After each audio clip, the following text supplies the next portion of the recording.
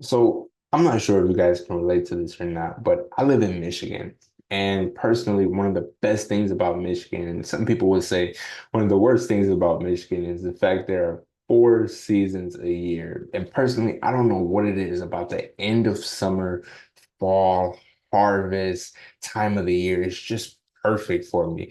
Maybe I'm an introvert. Yes, too, of course, football is back and that helps, but maybe I'm an introvert. I'd just rather be inside than outside. And even if I am outside, I'd rather hit a trail or something like that where the weather is just perfect to me, you know. And honestly, the only thing I dislike about the month of September is the fact that I got like 4 birthdays I gotta be there for. You know, and 4 important birthdays I gotta be there for. Let's be honest, as adults, knowing what to get friends and loved ones for birthdays, holidays, and special occasions can be a hassle. Sometimes giving just a card and cash can come across as lazy. Louis cards remove that stigma and takes the hassle of gift giving right off your hands, allowing your gift to be the card. With different options and your ability to customize the card to your liking, you can now give someone a unique card, a premium card, the one and only card that is in and of itself the gift that keeps on giving, a gift that combines cash and a card. Louis Cards, the premier card of gift giving. Get yours today at louiscards.com.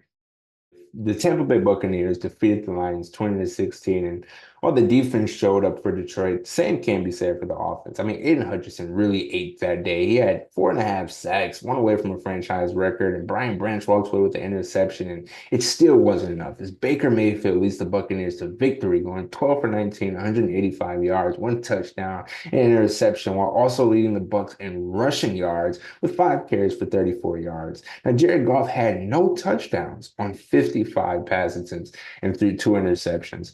So I'm open with this, which is a question I had at the end of the game was how did the Lions lose this game, right? Mike Evans only had 3 receptions. Baker only completed 12 passes, and the Lions defense pitched a shutout in the fourth quarter, allowing 0 points. So I was scratching my head at the end of this game. Now, how did the Lions lose this game with the stats that was just listed? And personally, I know a lot of people might want to blame Jared Goff for it when looking at his pass attempts, but Ben Johnson, man, in what world do you design a game plan, an offensive play sheet where Jared Goff throws 55 times? And you have one of the premier running backs, some people would say two of the premier running backs in the league, in Jahmyr Gibbs and David Montgomery.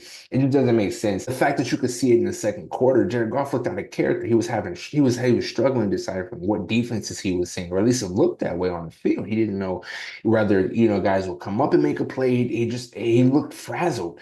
Personally, he looked frazzled. And after the second quarter, I mean, I think he was 10 for 20. He was completing like 50% of his passes. It was just it didn't, there was no change. There was no change. Mind you, Vita Vea goes out in the middle of the game, which is a great tackle for the Bucs. You would think, okay, now's the time to run the ball, open up the play action, get things going, get a couple layups, St. Brown, Laporta, get things kind of rolling for Jared Goff. If you're, looking at it from a coordinator's perspective, like how can we get Jared Goff feeling more confident, and how can we give help to Jared Goff? And ultimately, man, Goff just looked out of character this game. I feel like they were force feeding him.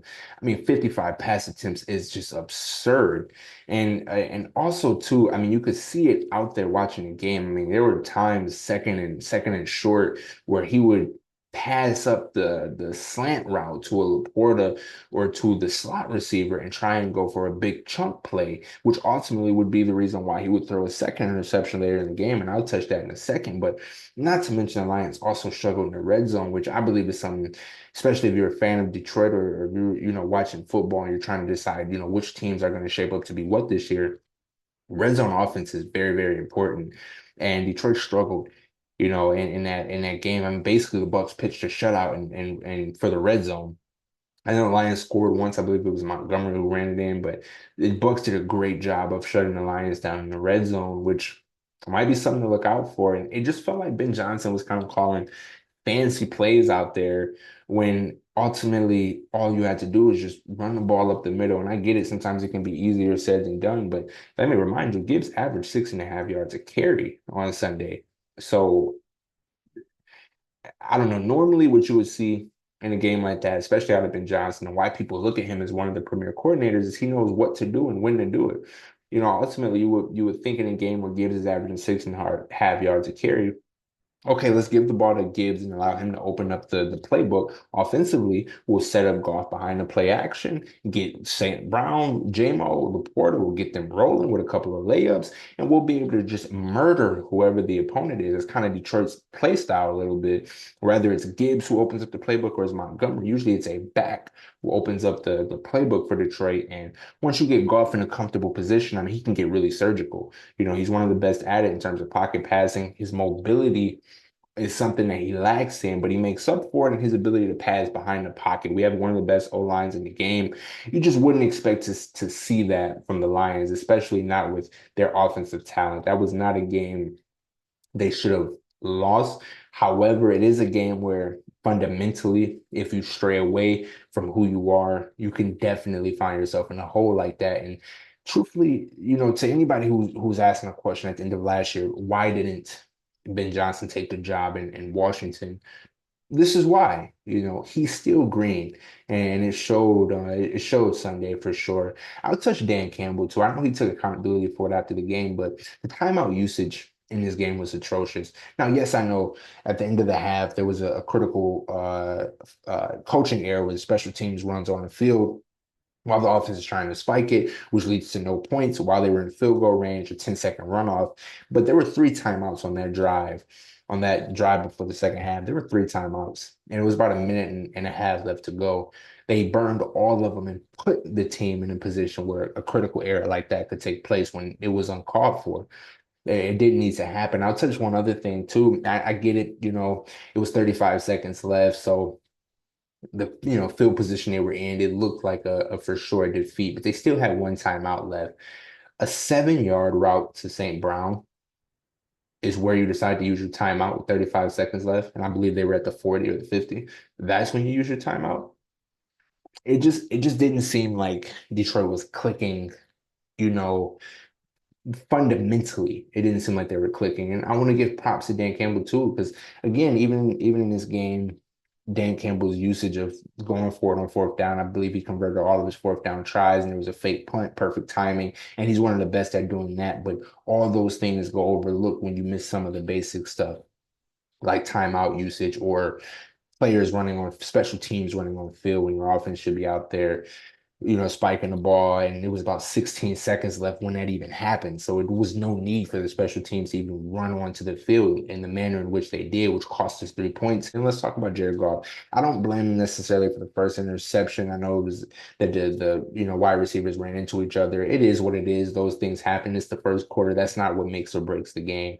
The second interception, however, was on Goff completely. He throws a crucial pass in the middle of the field, mind you, with a Bucs defender right in his face, and nobody's even in that area. He threw it basically straight to the defender. I would assume he was trying to get it to Patrick, number 17, but he was, running towards the end zone. Goff throws in the middle of the field. When ultimately, if the Bucs defender is in your face, there's two things that can happen there. Either you can throw it to St. Brown, who's running an out route. And yes, that'll save you in terms of, he may bat the ball down and maybe you can just get it out of bounds, or he can at least make a play on it that is either it makes it an incomplete pass or at least above all else, not a turnover. That's not what happened. He throws it in the middle of the field. And honestly, I want to give St. Brown credit too here while I'm just on the topic. He saved Goff a couple of picks this season already in these last two games. Obviously, the one happened on Sunday as well, where Goff throws it where it's a 50-50 ball between St. Brown and defender. Defender actually catches it. St. Brown rips it out of his hand. St. Brown did the same thing against the Rams last week. Goff seems a bit uneasy in these last couple of games. I don't want to make too much of a thing about it. They didn't start their players in preseason, so it could just be some rust. I definitely expect Jared Goff to have a bounce back game after this, but just some critical errors by Jared Goff, on that on a couple of drives that ultimately cost Detroit the game, or at least cost Detroit 3 points on that specific drive. Have you guys heard of Rubler? It's a social media app that appreciates you, and it's also Black owned. Guys, this app is awesome. You get to customize your feed so you only see what you want to see when you open the app, and you get to enjoy a safe environment where racism, hate speech, harassment, bullying isn't tolerated whatsoever, while enjoying a fun, mannered, respectful discourse. And to be honest with you guys, since using this app personally, I've cut out my social media usage on other apps completely in half. I like to say this app is similar to if Instagram and YouTube had a perfect baby where everything you loved was in it and everything you hated was out of it. So guys, check out Rubler, a social media app that appreciates you. And I'll transition over to the Buccaneers. Props to Baker, man. He really put his team on his back in this game, and he led the Bucs in not only passing but also rushing. He threw for 185 yards, and his first 117 yards was to Chris Godwin. And he bought out, man, averaging 16 yards a reception, just showed up when his team needed him the most. Now the Bucs defense shut the Lions out in the red zone, except for the one drive that I believe Montgomery scored on. But overall, they did a great job shutting Detroit down in the red zone. And Todd Bowles, the defensive coordinator for the Bucs, he doesn't get enough credit. He really disguised a lot of his defensive schemes, which threw Goff's timing off, forcing him into bad throws and two crucial interceptions and bad decisions at crucial parts of the game. Honestly, props to Todd Bowles. McCullum and Izium, I mean, they showed out. They each got an interception for the day. The first one is arguable. Maybe it was PI, but nonetheless, they came away with the pick, and that was in the first quarter. I believe that was McCullum. So and just overall, the Bucs showed up. The Bucs really showed up to play, and they treated that game like it was a playoff game. I'm gonna say that the Lions defense treated that game like it was a playoff game, but that Lions offense, maybe they were just trying some things out. It's the first few weeks of the season, that type of stuff happens. But all in all, that game on Sunday was a chess match between Todd Bowles and Ben Johnson, and Todd Bowles bested Ben Johnson. And enough can't be said about just overall who the Bucs are this year. I mean, they really believe they got a chance to make it to the Super Bowl, and I don't know, the way football works out, who knows what the wild card, who knows what teams will face what teams and what matchups will be beneficial for the Bucs. But ultimately, can we just take a second to spotlight how special football is? Like in these 2 weeks, obviously the first 2 weeks, things will balance out as the season goes along. But the NFC South and the NFC North. I mean, who would have predicted that the Saints would come out rolling in a fashion that they did? Now, a lot of you guys don't know who Clint Kubiak is, so I'm not going to touch him too much in this short spot. But he's a big reason as to why that Saints offense is really clicking, and Derek Carr is looking like a professional quarterback. Not saying he hasn't in years past, but you know how it is for QBs, man. It's a hard job, and just one wrong organization, a couple bad organization turnovers in the organization, you can see these, it does affect the quarterback play. And now Derek Carr looks like he's settled, obviously, first few weeks, but he looks like he's settled and he's going to be a problem as the season goes along. But who would have thought, right? NFC South, the Saints and the Bucs. I mean, who knows who's going to win that division based on the way those two teams are playing? Who knows who's going to win that division? The NFC North, however, I mean, let's just start with Caleb Williams and Bears. Is this guy going to be the next Mahomes? Or is this guy going to be the next great quarterback? Now he's struggling. His team is 1-1, and let's be honest, they could easily be 0-2 if it wasn't for Will Levis throwing that first game away. And then you move on to the Packers, right? Jordan Love, the next Aaron Rodgers, injured. First game of the season. Now the Packers are 1-1, and who knows if their backup QB is going to stay consistent, long enough to have a real impact on that organization's placement in the division. And then you got the Vikings, right? Who would have thought Vikings? Sam Darnold comes in to replace JJ McCarthy, who's out for a season-ending injury, and not to mention. And JJ McCarthy has a great season debut in preseason, and everybody's now hyped on him, and then goes out for the season. Sam Darnold comes in. They play the 49ers. I forgot who they played week one. I can't remember. It was whoever it was, they won, and now they're 2-0, sitting at the top of the NFC North. I mean, who would have projected that things would go this way? And let's be honest, after that 49ers game with the Vikings, I mean, things look things look good in Minnesota, to say the least. And the Lions, these last two games, whether you want to admit it or not, as a Lions fan or somebody watching football, because Lions, they looked a little choppy.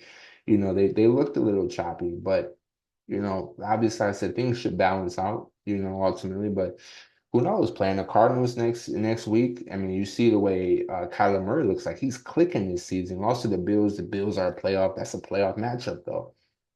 But Kyler Murray looks like he's clicking. So who knows? A lot of these teams, man, starting the season off right is so crucial, and you see it now because if the Vikings roll over their schedule, they don't even play division games until the last half of the season. And so who knows what that could be? What if Sam Darnold goes on a heater and goes 5-0, 6-0 or something like that? And Lions say they win the next or whatever the case may be, but it's why it's so important to not take any games lightly, in the first few weeks because ultimately sometimes, and you can see it in certain teams now, sometimes starting off 2-0 could be the reason why you make it to the playoffs, or starting off 0-2, 1-1 is the reason why you're fighting for a wild card spot in December. So who knows? But props to Baker. Props to Baker, man. He really showed out.